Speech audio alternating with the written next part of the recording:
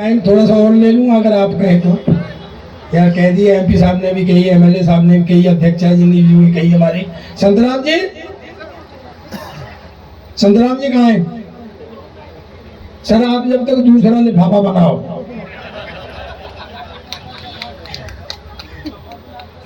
बैठिए।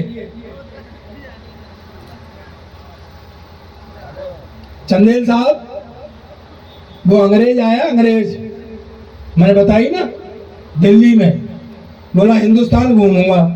बोले घुमा देंगे।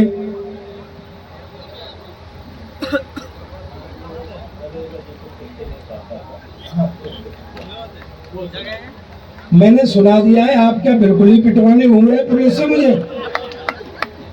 नेताओं को कुछ पता थोड़ी नहीं होता है कि ये कहाँ होकर क्या कर दे। मैंने सुना दिया है सर, सुना दिया है। पुलिस तो कहीं की भी हो एक जैसी होती है। मैं झूठ नहीं कह रहा हूँ सर आपसे। एक कहो तो आप ताली बजाओ, मैं सच्चा किस्सा सुनाता हूँ पुलिस वालों से माफी मांगते हुए। ताली बजाओ, ऐसे नहीं है। कम ताली बजाएंगे तो वो सोच लेंगे कि इसके संग कोई है ही नहीं, कूट दो। मैं सर पिछले दिनों गया था थाईलैंड, बैंकॉक, तीर्थ यात्रा पे। हाँ, यहाँ भी बैठे हैं तीर्थ यात्री। तो सर ये सच्चा किस्सा है। वहाँ गाड़ियाँ मिलती हैं घूमने के लिए।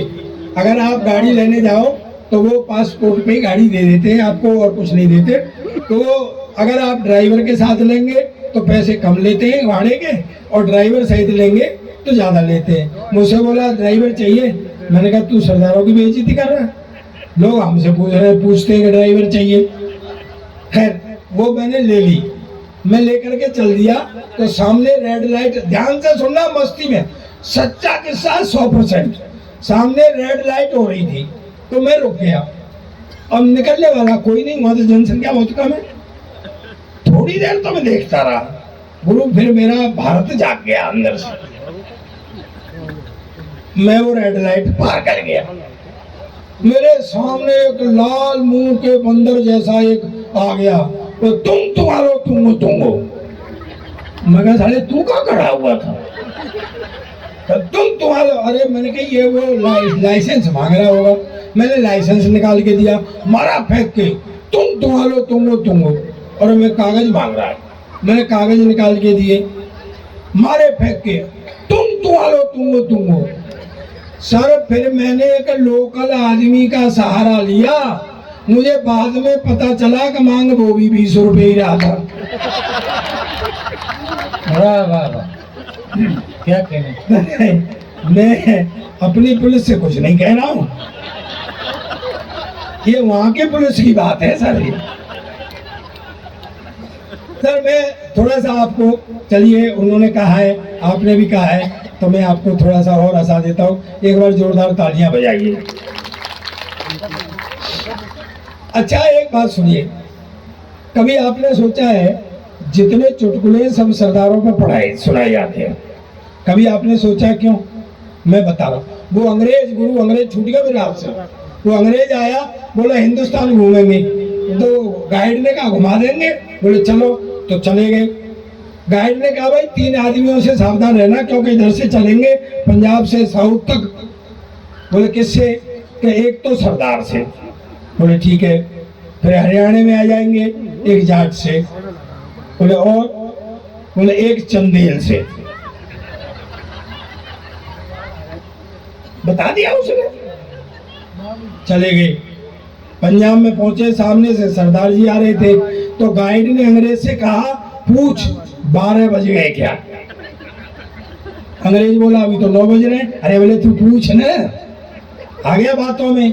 बोला 12 बज गए क्या? जो सरदार घूमा तो डाल डाल के मारा, पटक पटक के मारा, और 9 बजे से मारा और 12 बजे तक मारा के साले अब बजे ही मारा। वो कूट के चला गया। बोले ये कौन था? बोले ये सरदार था। बोले ये खतरनाक था। आ गए हरियाणा में, एक चौधरी चला रहा जाट सामने से। उन्होंने कही मूछ पे ताब दे, मूछ पे ताब। अब अंग्रेज को मूछ पूछ तो थी नहीं, तो वो ऐसे ऐसे करने लगा। चौधरी बोले अच्छा खेत है नहीं और हल चला रहा है। उन्हें दो धोबी पार्टी इधर से, दो धोबी, अंग्रेज की तो इंद्रियां शिथिल हो गई। वो कूद के चला गया। बोले कौन था? बोले एजाज था। बोले यार ये और ज्यादा खतरनाक था। तो उसने कहा हर आदमी पीछे तक ताली उठाना। बोले भैया एक बात बता, पहले वाला तो सरदार था, दूसरे वाला जाट था, मैं चंदेल को कैसे पहचानूंगा? वो बोला इतनी देर से तुझे पिटवा कौन रहा है?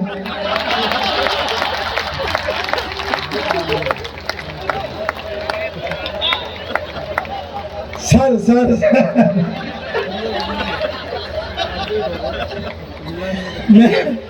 मैंने पहले ही बताया सर, मेरे सामने बैठना बड़ा मुश्किल होती है। क्या है, संतराम जी मुझे बता रहे थे, मैंने संतराम जी भाई साहब भाभी जी तो अध्यक्ष और उसमें लगी रहती हैं, आपको कोई तकलीफ नहीं होती? बोले तकलीफ क्या, अब तो मैं सब तरह की सीख गया हूँ। बात पहुंच जाए तो मुझे तालियों से बताना, बात छोटी है लेकिन बहुत बड़ी है। उनने अपनी बात मुझे बताई। बोले कैसे? बोले कुछ नहीं प्रताप, सब सामान ऐसे ही सीख जाते हैं। अब मैं बिल्कुल सीख गया हूँ कि झाड़ू लगाते हुए तो आगे को जाना होता है और पोछा लगाते हुए पीछे को आना होता है। मैंने कहा भाई साहब यही हाल तुम्हारे देवर का है। हम सब लोग एक ही क्लास के पढ़े हुए लोग हैं। तो सच्चाई तो ये है, लेकिन मैं फिर भी कहता हूँ कि आप बहुत अच्छे लोग हैं। मैं रियली मैं झूठ नहीं बोलूँगा, आपको जानता नहीं था, लेकिन जब मैंने यहाँ 2-4 लोगों से 4-6 लोगों से बात की तो आपके बारे में जो उन्होंने बताया, मैं आपको सैल्यूट करता हूँ कि नेता हमारा ऐसा ही होना चाहिए और हमारा प्रतिनिधि भी ऐसा ही होना चाहिए कि जैसे आप हैं। मैं इसलिए ये चमचागिरी कर रहा हूँ कि मैं अब नेता पे एक जोक सुना रहा हूँ।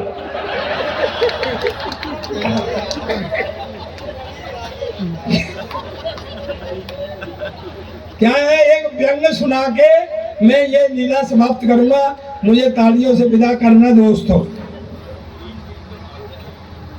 चलिए मैं दूसरा सुना देता हूँ, आज नेताओं को ज्यादा नहीं घसीटता हूँ। हाँ, ये पूरी दुनिया भगवान ने बनाई, सोचा आदमियों को नाम और काम बांटा जाए।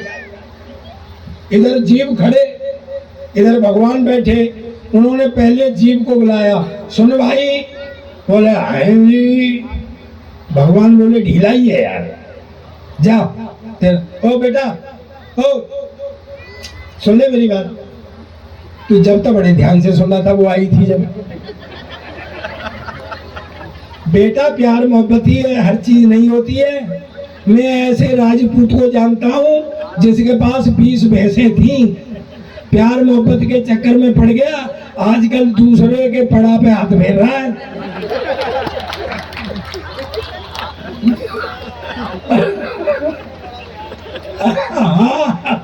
बिक गई।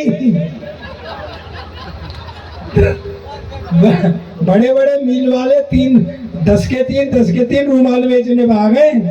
जब प्यार मोहब्बत बड़ी ऐसी चीज। सुनिए, तो भगवान ने कहा जा तेरा नाम आज से गधा, उम्र 50 साल, धरती पे जा, रूखा सूखा खाना, किसी से कोई बोलना नहीं, मुंह लटकाए रहना।